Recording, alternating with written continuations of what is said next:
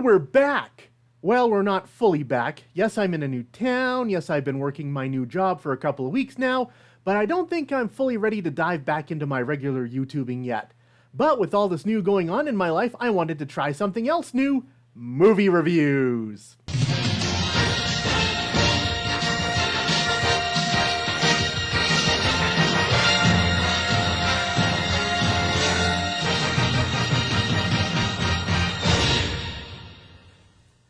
Good afternoon, ladies and gentlemen. Your old pal Mark Cappis here with a special edition of Nerd News Headlines. Once I got my internet hooked up at my new place, I started catching up on my email and noticed I had a couple of invites to some advanced screenings. Well, I'm not the only one who's back. Marvel Studios is back as well with Black Widow coming out this Friday. So of course I took up that invite and I have seen Black Widow. You know, now that I think about it, it's a little disingenuous to say that Marvel is back.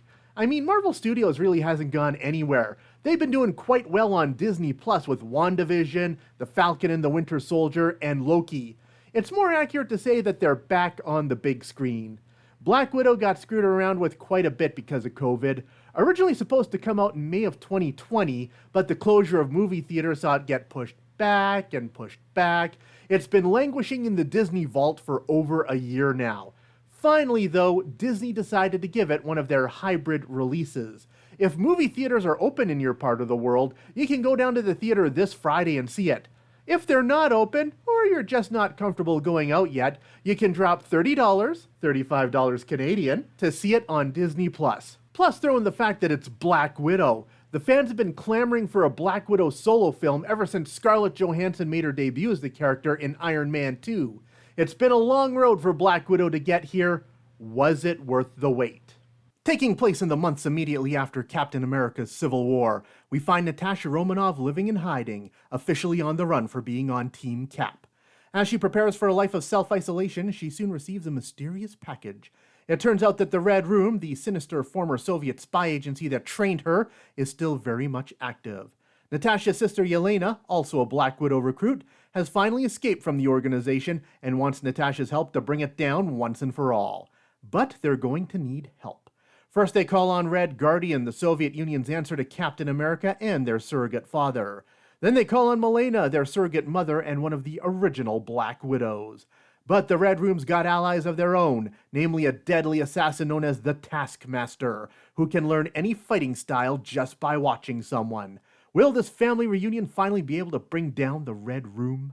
There's a lot of good stuff in Black Widow. The film is a lot grittier than most Marvel films. It's also a lot more grounded, too. We see the bruises that Natasha accumulates and are reminded that she doesn't have any superpowers. She's just a highly trained spy.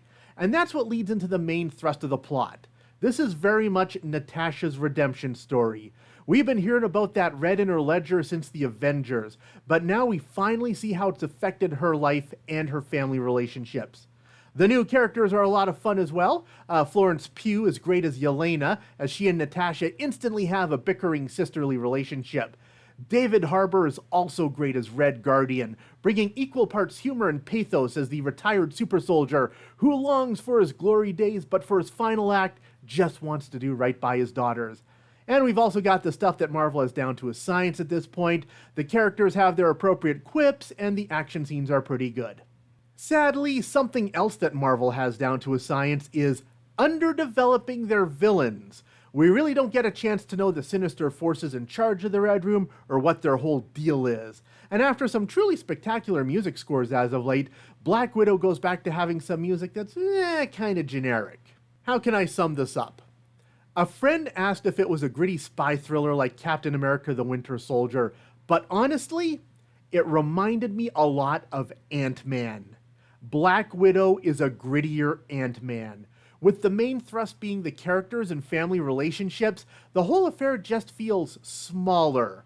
But you know what? A deep dive into the character of Black Widow was long overdue. When it comes to big gigantic Marvel action, this may not fill you up completely, but it will definitely leave you satisfied. I give it 3 out of 4 nibs. Sadly, I don't know how to do fancy graphics yet. Black Widow in theaters and on Disney Plus with premiere access this Friday, July 9th. That's not the only advanced copy Disney was kind enough to send me. They also sent me the first 2 episodes of Monsters at Work. I've been excited for this one as well, because I've always been a huge fan of Pixar and the movies they put out. When they first announced Disney Plus back in 2017, this was one of the very first original series that they announced. At the time, they said it was going to be Pixar's first original for the streaming service. I don't know what kind of behind-the-scenes stuff happened, but the series is now credited to Disney Television Animation. But from what I gather, Pixar was still deeply involved to make sure it was true to the Monsters, Inc. world.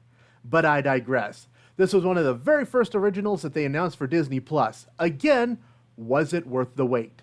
Our main character is Tyler Tuskman, the purple guy with the big horns you see in the clip.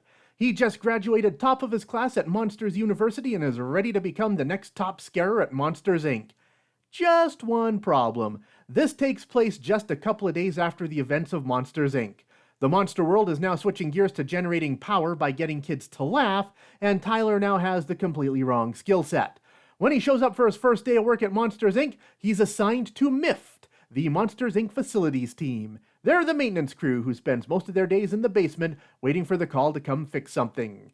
So who are the wacky misfits that Tyler is now stuck working with? We've got Fitz. He's the Michael Scott type. He's the head of MIFT and just desperate to be liked. Duncan is the Dwight Schrute type.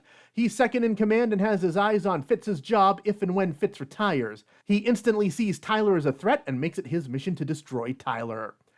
Cutter always has a morbid story about how a previous MIFT member was killed on the job. And Val is the orange furry one. She's an old college friend of Tyler's and is always cheerful and perky.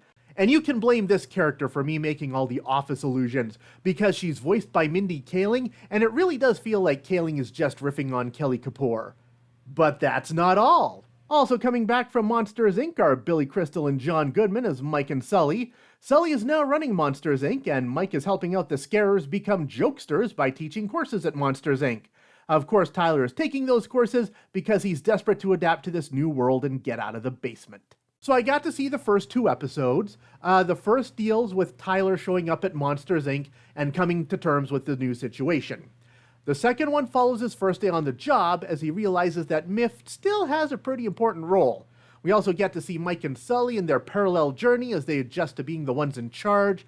They're also setting up a bit of a story arc as there's mysterious power outages at Monsters, Inc. that they're trying to get to the bottom of. This is gonna sound kinda grim. One thing that I really liked about Monsters University was how it's about the death of dreams. In Monsters University, Mike comes to the terrible realization that he'll never be scary enough to be a scarer, so he has to adjust his dreams accordingly. Monsters at Work very much continues that theme. Tyler's journey is all about realizing that the real world isn't what you thought it would be and learning to adjust accordingly. Even though it's colorful monsters in a fantasy world, it's still a very relatable story. I think Monsters at Work has a lot of potential. I'll be tuning in to see where this goes. The first season is running 10 episodes long. The first 2 episodes drop on Disney Plus this Wednesday, July 7th, with new episodes every Wednesday after. And there you go, that's my first crack at doing some movie reviews. Well, it's not really my first crack. I've been doing this on my blog going back to 1998. But this is my first time doing it in front of a webcam, like so many YouTubers before me. Will this be a regular thing? I don't know. Like so many things in my life, I'm just making this up as I go along. Bye!